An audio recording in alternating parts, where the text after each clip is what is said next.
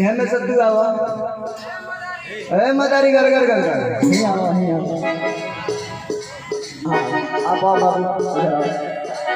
हां बहुत सुंदर हाय देखिए है पे आवा ऊपर चढ़ जा बोली सच दरबार की लक्ष्मण भैया हां भैया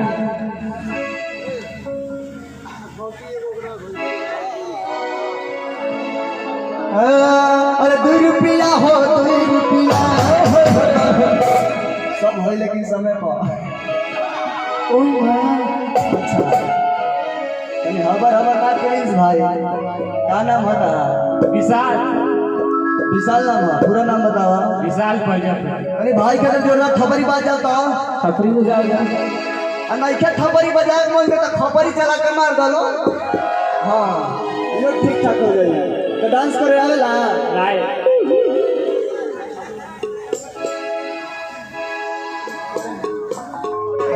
मदारी देखा हम देखा मदारी डांस करे आवेला तारा हम सिखाई है पर हाथ धरा लिंटर पर बाया ढलाई पर वाह अब बताई लो एंगा डांस के कइले रहे नहीं क्या पता एंगा डांस हसमा हां वो रहे हां है पर धरा हाउ देखा अरे रसों की नामी में घर लईबा की ना लईबा घेरा घेरा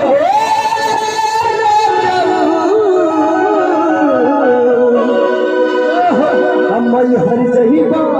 की ना लईबा चलल जाई अच्छा चलल जाई अब ना लिया चलबा अब देखिए कौन कर हमारा के लिया चलेगा तो हमारे भाव है याद आए कोई सारी मैया की सच्चे दरबार की अच्छा कुमार की मन बतावा ना अक्षय कुमार में देवी देवता मानते रहे नहीं क्या बुझाता लोग है ये गांव का प्रधान जी कहाँ गए प्रधान जी ने केने वाली बताई प्रधान जी तो दिखाइए नहीं दे रहे हैं अब देखिए औरत के भाव अगर नवरात्र के समय चलता लक्ष्मण भैया संतोष भैया बड़ा भाव से औरत ये खा दिया अच्छा हमारे हस्बैंड बोले के बाबा बोल जा बाबू मेहरारू नहीं गया मन बताओ हम तारे घरे थोड़ी नहीं जा 5 मिनट खतरे बना लो चल मरबन जी बना बन जा है ना ताके बोलो बन जा रोज तार बैंड बाजी बाबू बन जा ए बाबा हमारा हस्बैंड बोले करे तारे को परीक्षा दे पड़ी का बताओ अच्छा ई चीज बता तार बियाह शादी भइल बा अबे ना हम कोई की भइलो बा हां सब पढ़े ना हां पढ़े नहीं इतना बड़ा तेज हमारा लड़का करे अब देखिए एक समय के बाद रहे हम और ई जाकर जब पढ़े मतलब वो के यार वाला पहिले अब दूसरा हो गइल बड़े अचारा से जेठर बड़ा तो देखिए एक दिन स्कूल में गइले में लेट हो गई हां ए देखिए चलिए आई कार्यक्रम के आगे बढ़ावल जा भाई हमारे हस्बैंड बना अब बन गए तो एक हमारा परीक्षा दे पड़ी तारा लाओ दहिना झटका धा मारिएगा दहिना झटका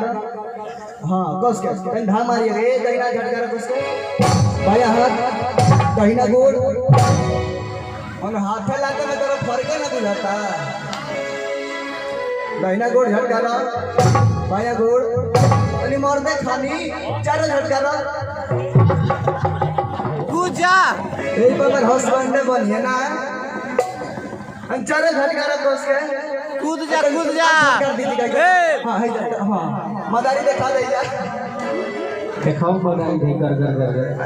नहीं क्या ढंगावा डलारी मार दो अब चलो अभी ना मरिए तो कोई मिल के भाग सकते भाई देखो भाई रुपया